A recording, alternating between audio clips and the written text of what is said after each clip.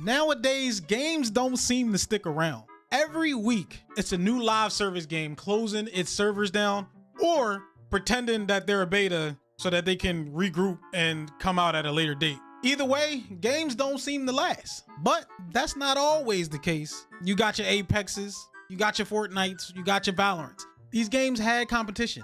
They came out and they stayed. They're still here. What I want to do is take a look at some of the new games that's coming out, games that I'm interested in, and seeing if they're, one, good, and also if they got that staying power. Today, we're going to take a look at Veiled Experts. While I talk about this game, we're going to have some of the gameplay behind it. It's not the best gameplay. It's my gameplay. But it's all we got. Let's start with the characters. The characters are cool. They're okay. They're not like the coolest characters, but they're not the lamest characters. They sit somewhere in the middle. They're fine. Now, I do like that every character has a different ability or different passives and stuff like that. Everybody can get behind different abilities. If you play one way, you can pick a character that fits your playstyle. That's cool. What I don't like is the underwhelming numbers on some of these passives. I picked the DJ girl because she was like Lucio. She has something where she can get like a 15% movement speed for 10 seconds. What am I gonna do with 15%? If you want that to feel, give me like 50% movement speed for like 5 seconds. It'll feel much better. Let's talk about the modes. Now, I played the 5v5, the 3v3, and the TDM. I think there is another mode. I'm not quite sure what it is. I'll put it on the screen.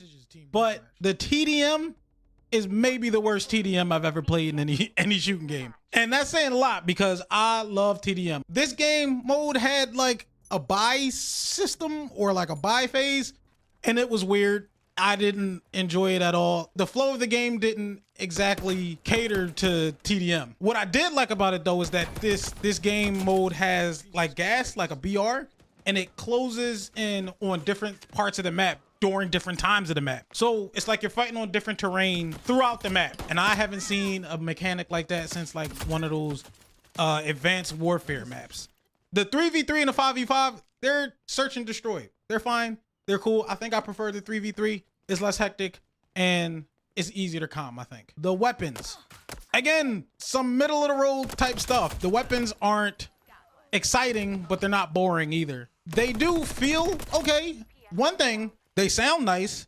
They don't sound like realistic, but they sound satisfying. That's all I really ask for. So movement in this game, it's cool. You get a roll, you can climb and stuff, you can mantle, and there's zip lines. That's pretty much it. I wish there was more movement. I'm all about movement in shooting games. That's my favorite part of shooting games.